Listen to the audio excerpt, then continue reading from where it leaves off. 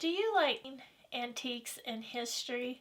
Today I want to share a little of what I've learned about these antique wooden spools.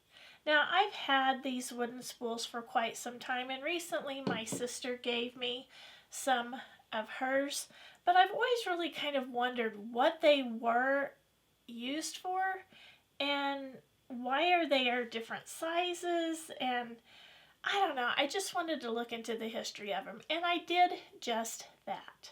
One of the first questions I had are spools and wooden bobbins. Are wooden spools and wooden bobbins the same thing? Are those terms interchangeable? And yes, they are. I didn't realize that until I looked up the definition of a spool and bobbin, but those terms are interchangeable. A bobbin or a spool refers to any type of spindle or cylinder with or without flanges. This is a bobbin without flanges. This is one with flanges on which thread, yarn, wire, and other materials are wound. So this is a spool. This is a spool. These are spools. And these are spools. They're all wooden spools or wooden bobbins. These wooden spools, well, not just these, but wooden spools in general like these, were used in textile mills during the Industrial Revolution. Now, the Industrial Revolution kind of spanned from 1760 to 1840. Well, I guess historians argue about when it started, and I guess there are different industrial revolutions, the first, the second, the third, the fourth, the fifth. I'm not a historian, so if you're interested in that, you're going to have to look into that a little bit more. But anyway, so approximately 1760 to 1840, they were using these, and these were used. Now, one of the reasons these all look so different is that the textile mills frequently had their own tool shops. So some of these look different because they were manufactured right there in the tool shop. And then some of these, of course, were manufactured in bobbin mills. But they all look all the ones I have all look just a little bit different. Like these have a metal piece around the edge. Or maybe that's pewter. I'm not for sure what that is. But you can see the different shapes. These are tall and skinny. These are narrow and tall.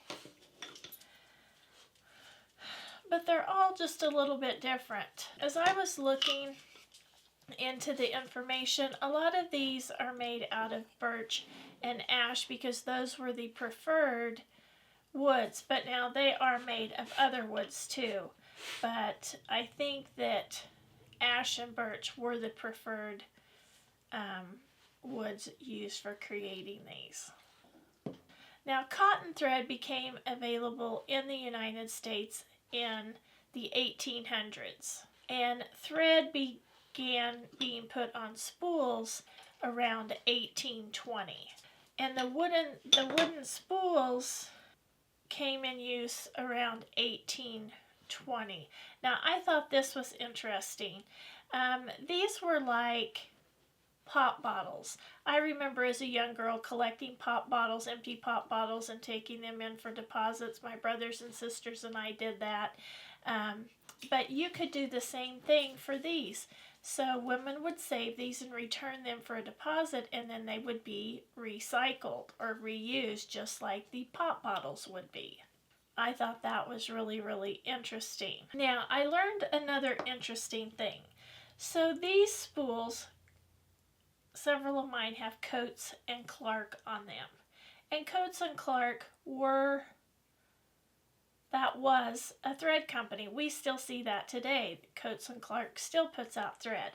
But I have a couple of spools here that just say JP Coats. And I have some that just say Clark Thread Company. And at one point in time, these were separate manufacturing companies. And then they merged and became Coats and Clark, which I think is quite fascinating. The Coats and Clark Company has a 200-year history in the textile business. So you might want to think about that. Now, I'm kind of curious, do any of you have old wooden spools? Do you save them? Do you do something with them? Do you have these? What do you do with these? I think these are fascinating, and I'll probably hang on to them.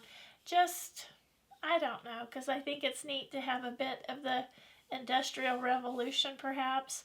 I do like antique stuff, but I think I'll hang on to mine. I'm not going to do anything special with them other than just use them as home decor as part of my sewing room and the entryway decor.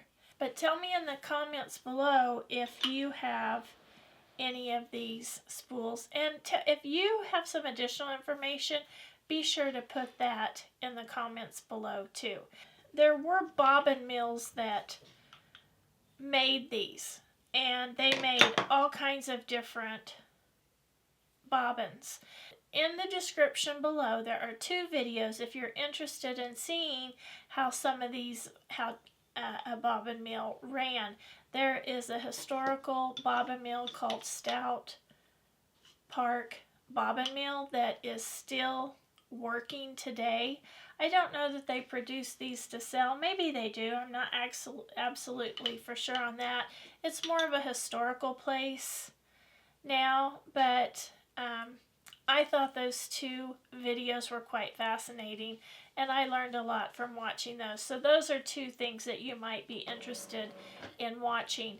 1970, they stopped manufacturing wooden bobbins, and they did that because the price of wood increased and it became more expensive to put thread on spools. Plus, plastic could be used just at a much cheaper price, but the cost of the spools was anywhere from 25 cents to 45 cents. Well, the bottom line was what was important to those companies, I'm sure, and this right here has 25 cents on it. So if the spool alone cost 25 cents, you could see that it wasn't very cost effective to keep putting thread on wooden spools. That's the bit of information I learned and wanted to share with you. I hope you've enjoyed this video.